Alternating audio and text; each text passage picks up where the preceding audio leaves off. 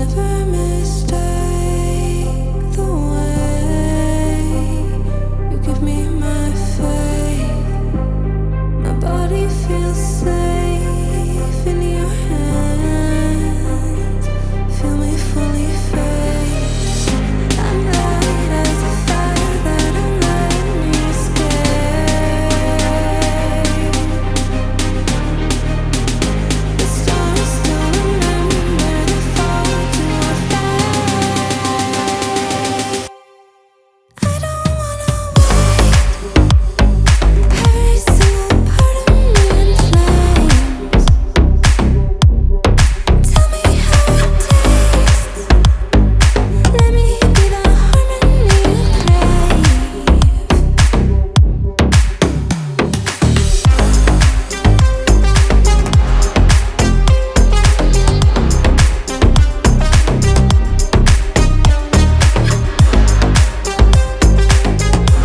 अस्सलामुअलैकुम, कैसे हैं आप सब। आई होप आप सब ठीक होंगे। एक नए व्लॉग का और नई रेसिपी का आज मैं आगाज़ करने लगी हूँ और यहाँ पर मैं बनाने लगी हूँ बैंगन का भरता।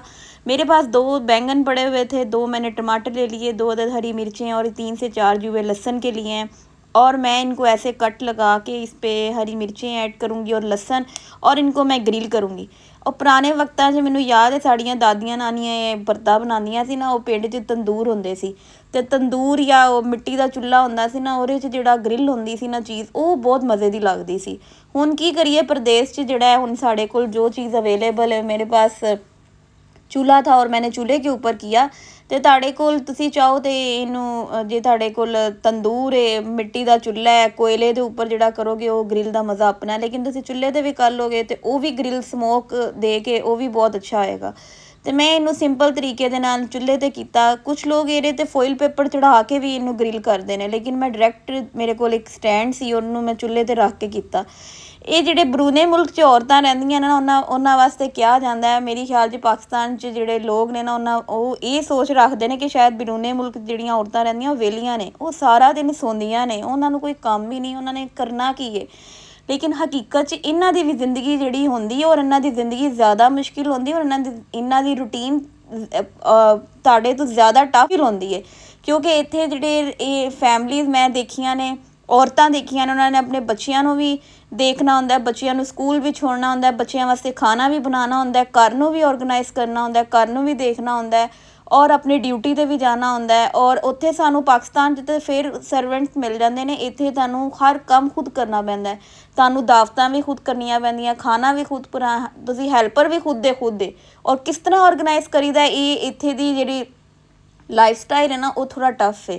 ਔਰ ਹਰ ਕੋਈ ਆਪਣੇ ਆਪ 'ਚ ਹੀ ਮਗਨ ਹੈ, ਔਰ ਆਪਣੀ ਜ਼ਿੰਦਗੀ 'ਚ ਮਗਨ ਹੈ। ਉੱਥੇ ਪਾਕਿਸਤਾਨ 'ਚ ਨਾਲ ਦੀ ਆਂਟੀ ਆ ਗਈ, ਸਾਹਮਣੇ ਆਂਟੀ ਆ ਗਈ, ਮਹੱਲੇ 'ਚ ਕੋਈ ਮਿਲਣ ਆ ਗਿਆ, ਰਿਸ਼ਤੇਦਾਰਾਂ 'ਚ ਕੋਈ ਮਿਲਣ ਆ ਗਿਆ, ਦਾਵਤਾਂ ਚੱਲ ਰਹੀਆਂ ਨੇ, ਈਦਾਂ ਅਤੇ ਰੌਣਕ ਔਰ ਵੈਸੇ ਈਵੈਂਟਸ ਚੱਲਦੇ ਰਹਿੰਦੇ ਨੇ। ਲੇਕਿਨ ਇੱਥੇ ਜਿਹੜੀ ਨਾ, ਇੱਥੇ ਹਰ ਕੋਈ ਆਪਣੀ ਜ਼ਿੰਦਗੀ 'ਚ ਮਸਰੂਫ ਹੈ, ਔਰ ਕਿਸੇ ਨੂੰ ਕਿਸੇ ਦਾ ਨਹੀਂ। ਔਰ ਮੈਨੂੰ ਲੱਗਦਾ ਹੈ ਕਿ ਇਸ ਕਰਕੇ ਇਹ ਲੋਕ ਇਹ ਇੱਥੇ ਦੇ ਦੂਸਰੇ ਮਮਾਲਿਕ ਦੇ ਲੋਕ ਕਾਮਯਾਬ ਨੇ, ਕਿਉਂਕਿ ਇਹਨਾਂ ਨੂੰ ਆਪਣੀ ਜ਼ਿੰਦਗੀ 'ਤੇ ਹੁੰਦਾ ਹੈ ਕਿ ਅਸੀਂ ਕੀ ਕਰਨਾ ਹੈ, ਔਰ ਕਿਸ ਤਰ੍ਹਾਂ ਕਰਨਾ ਹੈ, ਔਰ ਅੱਗੇ ਕੀ ਸੋਚਣਾ, ਅੱਗੇ ਕੀ ਕਰਨਾ ਹੈ। ਔਰ ਬੁਰੇ ਵਕਤ 'ਚ ਸਾਡਾ ਅੱਲਾ ਨਾ ਕਰੇ ਕਿ ਬੁਰਾ ਵਕਤ ਆਉਂਦਾ ਹੈ, ਅਤੇ ਸਾਨੂੰ ਕਿਹੜੀ ਚੀਜ਼ ਸੋਚਣੀ ਚਾਹੀਦੀ, ਔਰ ਮੁਸ਼ਕਿਲ ਵਕਤ ਵਾਸਤੇ ਪਹਿਲੇ ਹੀ ਖੜ੍ਹੇ ਰਹਿਣਾ ਚਾਹੀਦਾ ਹੈ। ਔਰ ਇਹਨਾਂ ਦੀ ਸੋਚ ਮੁਖਤਲਿਫ ਹੁੰਦੀ ਹੈ। ਅਤੇ ਪਾਕਿਸਤਾਨ 'ਚ ਇਹ ਚੀਜ਼ਾਂ ਮੈਂ ਜਿਹੜੀਆਂ ਨੋਟਿਸ ਕੀਤੀਆਂ ਨਾ, ਉਹ ਇਹ ਮੁਖਤਲਿਫ ਨੇ।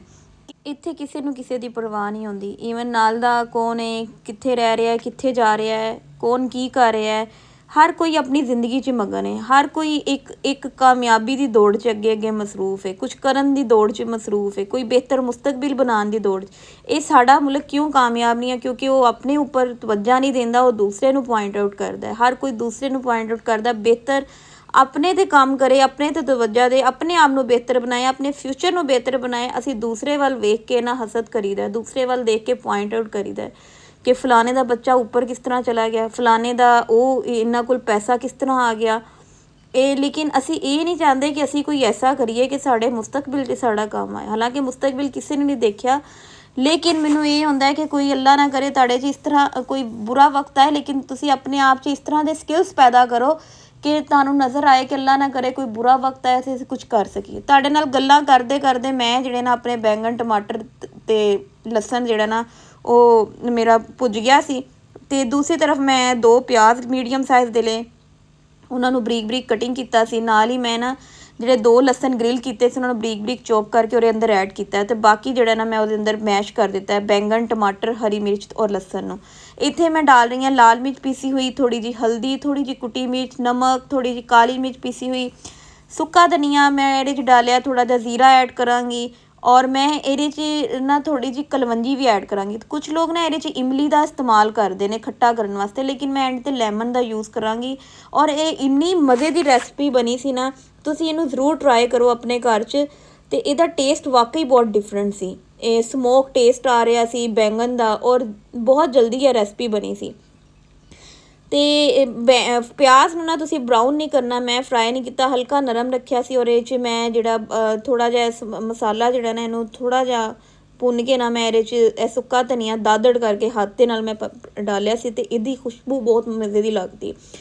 ਕੁਝ ਲੋਕ ਮੈਨੂੰ ਕਹਿੰਦੇ ਨੇ ਕਿ ਤੁਹਾਡੀ ਪੰਜਾਬੀ ਬੜੀ ਸੋਹਣੀ ਲੱਗਦੀ, ਤੁਸੀਂ ਪੰਜਾਬੀ ਬੋਲਿਆ ਕਰੋ। ਤੇ ਅੱਜ ਮੈਂ ਇਸ ਕਰਕੇ ਮੈਂ ਕਿਹਾ ਕੋਈ ਦੇਸੀ ਫੂਡ ਹੈ, ਸਾਡੀ ਪਿੰਡ ਦੀ ਰੈਸਪੀ ਹੈ ਤੇ ਮੈਂ ਪੰਜਾਬੀ ਥੋੜਾ ਜਿਹਾ ਬੋਲਾਂ, ਕਿਉਂ ਮੈਨੂੰ ਪੰਜਾਬੀ ਬੋਲਣੀ ਆਉਂਦੀ। ਔਰ ਇਹ ਆਪਣਾ ਕਲਚਰ ਹੈ, ਇਨਸਾਨ ਜਿੱਥੇ ਵੀ ਰਵੇ ਨਾ ਆਪਣਾ ਕਲਚਰ ਕਦੀ ਨਾ ਭੁੱਲੇ। ਮੈਨੂੰ ਇਹ ਹੁੰਦਾ ਹੈ ਕਿ ਤੁਸੀਂ ਹਮੇਸ਼ਾ ਉਸ ਮਹਿਫਿਲ 'ਚ ਬੈਠੋ ਜਿਸ ਮਹਿਫਿਲ 'ਚ ਤੁਸੀਂ ਕੰਫਰਟੇਬਲ ਫੀਲ ਕਰ ਰਹੇ। ਜਿਸ ਮਹਿਫਿਲ 'ਚ ਤੁਸੀਂ ਕੰਫਰਟੇਬਲ ਫੀਲ ਨਹੀਂ ਨਾ ਕਰ ਰਹੇ, ਉਸ ਮਹਿਫਿਲ 'ਚ ਤੁਸੀਂ ਕਦੀ ਜਾਓ ਹੀ ਨਾ ਜਿੱਥੇ ਲੋਕ ਆਪਣੇ ਆਪ ਨੂੰ ਸ਼ੋਅ ਕਰਨ, ਲੋਕ ਆਪਣੇ ਆਪ ਨੂੰ ਦਿਖਾਉਣ ਔਰ ਦੂਸਰੇ ਨੂੰ ਇਸ ਤਰ੍ਹਾਂ ਜਦੋਂ ਤੁਹਾਡੇ ਨਾਲ ਬੈਠੇ ਵਾਲੇ ਦੀ ਇੱਜ਼ਤ ਨਹੀਂ ਨਾ, ਉਸ ਮਹਿਫਿਲ 'ਚ ਮੈਂ ਵੀ ਕਦੀ ਜਾਣਾ ਪਸੰਦ ਨਹੀਂ ਕਰਦੀ। ਔਰ ਮੈਨੂੰ ਹਮੇਸ਼ਾ ਲੋਕ ਆਜਿਜ਼ ਲੋਕ ਪਸੰਦ ਨੇ, ਜਿਹੜੇ ਹਮੇਸ਼ਾ ਆਜਜ਼ੀ 'ਚ ਰਹਿੰਦੇ ਨੇ, ਆਪਣਾ ਆਪ ਆਪਣਾਪਨ ਦਿਖਾਉਂਦੇ ਨੇ, ਆਪਣਾ ਇਖਲਾਕ ਦਿਖਾਉਂਦੇ ਨੇ। ਔਰ ਮੈਨੂੰ ਉਹਨਾਂ ਦੇ ਨਾਲ ਮਿਲ ਕੇ ਬਹੁਤ ਖੁਸ਼ੀ ਹੁੰਦੀ ਹੈ।